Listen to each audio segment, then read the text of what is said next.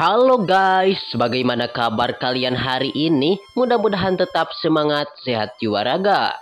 Bertemu kembali bersama Mimin di pembahasan alur cerita Donghua yang berjudul Fearless Battle Spirit episode ke-102, 103, dan 104.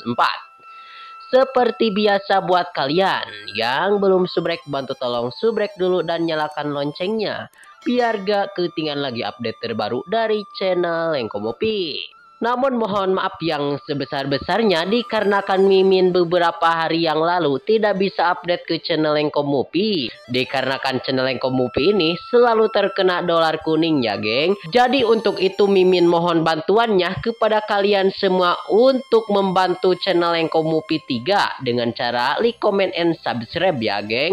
Agar Mimin lebih semangat lagi dalam uploadnya. Dan kalau ada notifikasi melayang-layang di layar kaca Anda, harap buka dengan rasa hati ikhlas. Kalau sudah seperti itu, tak perlu malas-malas, langsung saja kita digas.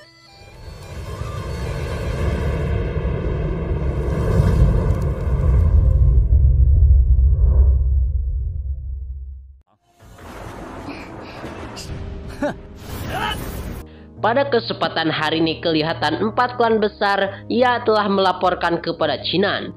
Dan 4 klan besar pada kesempatan hari ini akan segera datang ke kota Chin dalam waktu 3 hari. Oleh karena itu, Chinan hanya perlu menahan ya geng berada di kota itu selama 3 hari. Dan saat orang-orang dari 4 klan datang, maka Chinan membagi hadiahnya secara adil. Lalu setelah mendengar transmisi suara dari Patriark Pan, membuat pengawas kota itu mengerti maksud yang sebenarnya dari Patriark Pan. Sehingga hasil pengawas kota pun memberikan hormat kepada Chinan dan meminta maaf. Namun Hong Lau yang tidak mengetahui rencana dari penguasa kota dan Patriark Pan malah tidak menerima hal tersebut. Sehingga kemudian pengawas kota meminta agar Hong Lau membaik dan memberikan kompensasi sebanyak mungkin. Yaitu kompensasi 1000 batu yuan kepada Chinan untuk menenangkan kemarahan Chinan yang lagi marah atau yang lagi emosi. Lalu Chinan berkata bahwasannya dia tidak memerlukan 100.000 batu yuan, namun dia hanya ingin maju ke lantai kedua karena ia ingin mendapatkan beberapa informasi. Namun Hong Lau yang sudah ketakutan, ia pun memberikan Chinan 30.000 batu yuan sebagai kompensasinya. Chinan pun menerima dan lalu meminta Hong Lau untuk membawa ke lantai kedua cabang aliansi. Kemudian si Tuan Hong Lau dan Chinan telah sampailah ke lantai kedua cabang aliansi itu. 快看，死亡之门出现了！同样想拜托萧师弟与我之间的差距。 Kelihatan si penjaga lantai kedua bertanya-tanya bahwasannya tuan informasi apa yang ingin dia ketahui. Chinan meminta untuk memeriksa berita tentang Putri Miao ya geng. Dan si penjaga itu langsung memeriksa gulungan yang mungkin saja berisikan berita yang diinginkan oleh Chinan. Akan tetapi dirinya meminta maaf karena dia tidak memiliki informasi tentang orang itu. Hong Lau yang telah mendengar bahwasannya dia tidak ada berita, langsung saja ia memarahi penjaga itu. Dan bagaimana mungkin dia tidak ada dengan begitu cepat ya geng.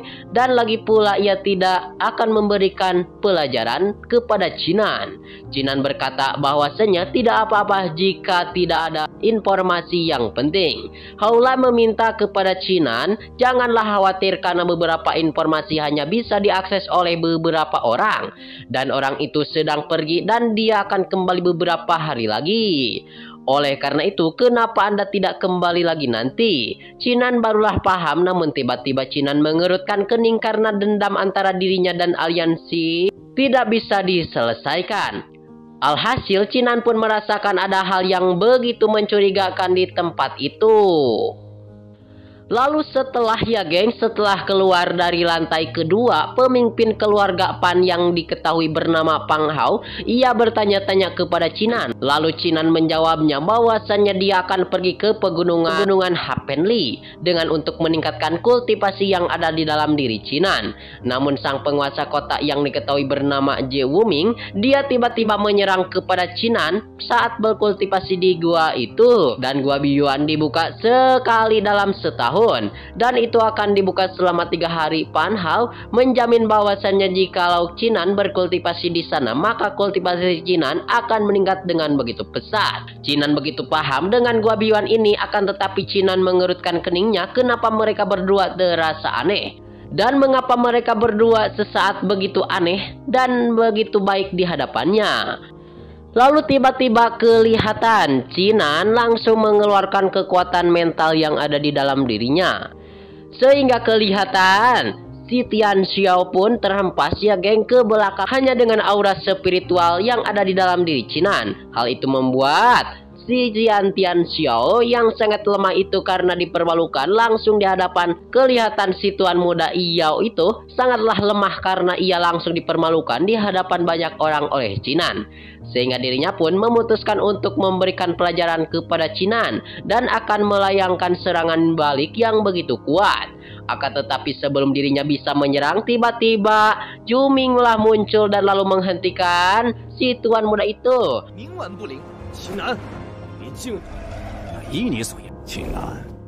Dan jangan membuat keributan di tempat itu. Lalu kelihatan Chinan dan Nona Xingru langsung saja memasuki gua Yuan yang baru saja dia buka. Dan setelah masuk ke dalam gua, Nona Xingru dan Chinan langsung saja berkultivasi.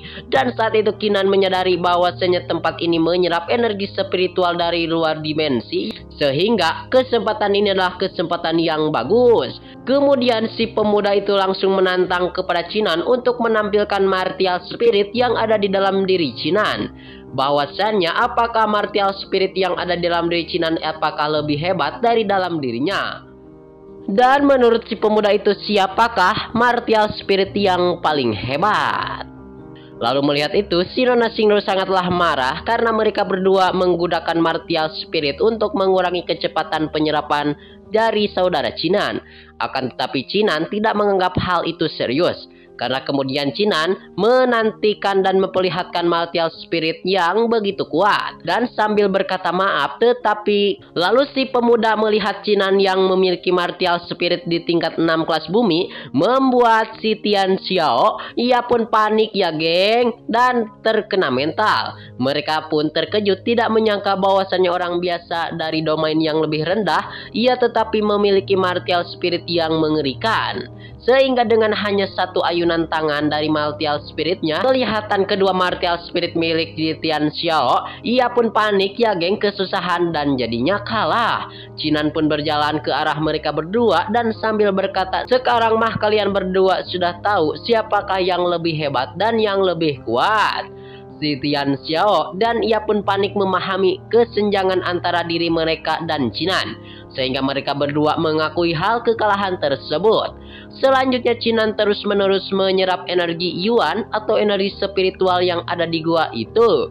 Dan beberapa waktu kemudian atau beberapa saat, semua orang yang ada di gua Biwan menyadari bahwasannya sekarang gua itu telah mencapai batas ketahanannya. Dan menyadari juga bahwasan jikalau Chinan ada di sini dan telah menyerap seluruh auranya, maka mereka semua tidak akan bisa menyerap energi apapun, dikarenakan seluruh energi yang ada di gua sudah diserap seluruhnya oleh energi spiritual milik Chinan.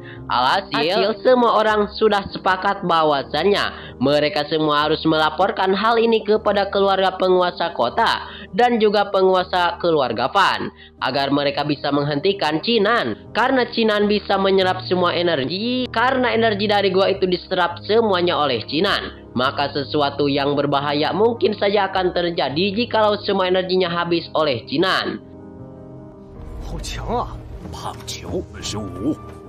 Sementara saat ini, jauh di bawah tanah kota, terlihat ya geng, harimau besar berada di tempat itu.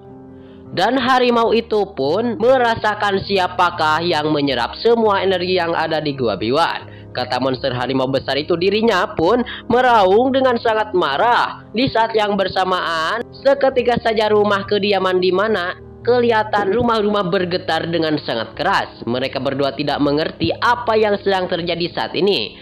Dan sebelum kemudian sosok harimau besar muncul ya geng dari bawah, harimau besar itu meminta Penatua untuk menghentikan anak dari domain yang lebih rendah untuk tidak menyerap semua energi yang ada di gua.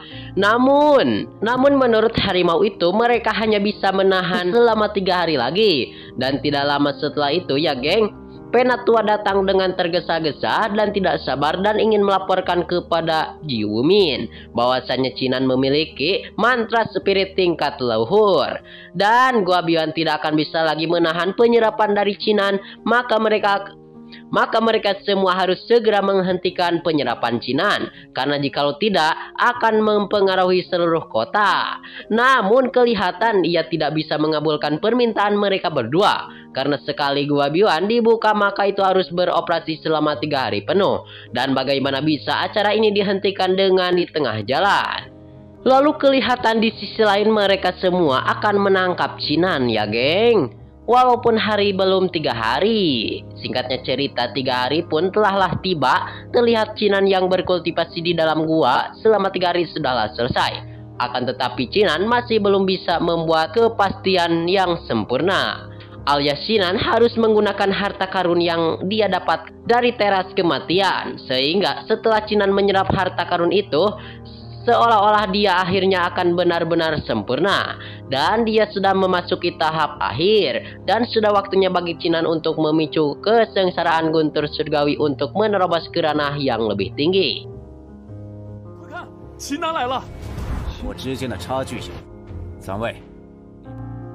Chinan memahami keadaan sekarang dan diri Chinan harus mencari tempat pengasingan agar Chinan tidak diganggu orang atau tidak ada orang yang mengganggu kepada dirinya. Sehingga Chinan pun ia ingin berniat pergi ke pegunungan yang begitu jauh. Karena jikalau tidak pergi maka Chinan akan mengalami kesengsaraan di tempat itu. Scene ini juga sekaligus menutup perjumpaan kita ya geng di episode kali ini. Terima kasih buat kalian yang sudah subrek. Terima kasih buat kalian yang sudah nonton sampai habis. Mohon maaf bila banyak kesalahan. See you next di video pembahasan.